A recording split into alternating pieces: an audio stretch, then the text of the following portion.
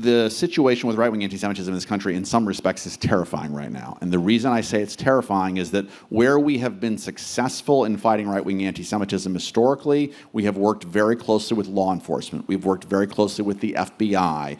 We have a federal government right now that refuses to condemn white nationalists. We have the Vice President of the United States was asked a question at the University of Mississippi a couple of weeks ago about whether or not Israel was shaping American foreign policy. His answer was, well, they're not shaping American foreign policy under this president, not rejecting the premise of that question, which was an anti-Semitic question, right? We know about Tucker Carlson and the sort of the struggle that's going on within MAGA right now about that. So, I mean, we have to find ways to work effectively with people who can actually root out plots and plans for violence or insurrection or sometimes militias that are on the right, because that's the lethal form that anti-Semitism is often taking from those people.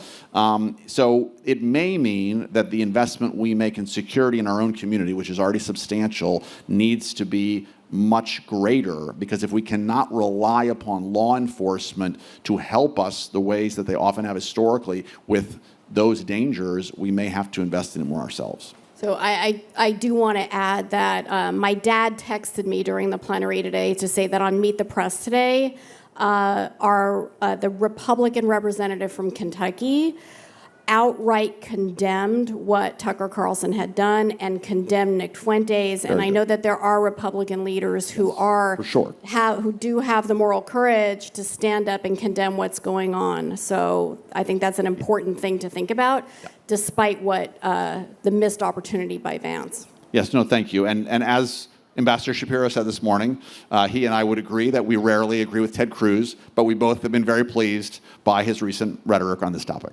So.